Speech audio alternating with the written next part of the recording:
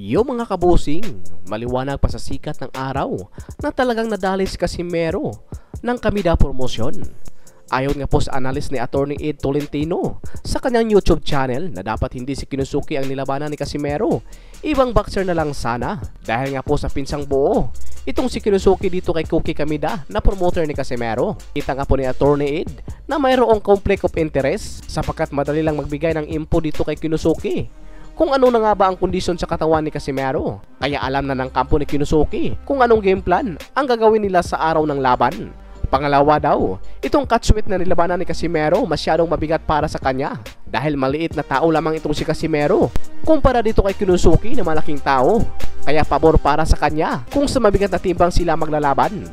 Dahil ayon dito kay Attorney Ed, dahil kayang ihandol ng katawan ni Kinusuki ang bigat, samantala naman kay Casimero malaking faktor ito sa kanyang galawan. At yun na nga, nakita natin, bumagal si Casimero. Okay pa sa unang bahagi ng laban, pero sa second half ay dito na nga po nilaro ni Kinusuki itong si Casimero dahil hirap nga po ito makahabol sa bilis ng footwork nitong si Kamida. At ito pa, hindi siguro napaghandaan ng kampo ni Casimero ang pag-iba ng estilo nitong si Kinusuki. Dahil kung ating balikan ang mga huling laban nito, lalong-lalo na sa laban nito kay Luis Neri at David Picasso, talagang sabayan at gitgitan ang laban nito. Pero sa nakita nga po natin sa laban nito kay Casimero, napakalayo. Talagang alam nila kung ganitong game plan ang kanilang gagawin sa laban ni Casimero na hit and run ay magiging epektibo ito sapagkat alam nila na mabigat at hindi ganoon kabilis si Casimero dahil sa pag-akyat nito ng timbang. Kita nga po natin sa gabi ng laban, lalong lumobo itong si Casimero kumpara dito kay Kinusuki na kunti lamang ang nadagdag dito sa kanyang katawan. Kaya napakadulas pa rin nito sa ibabaw ng ring.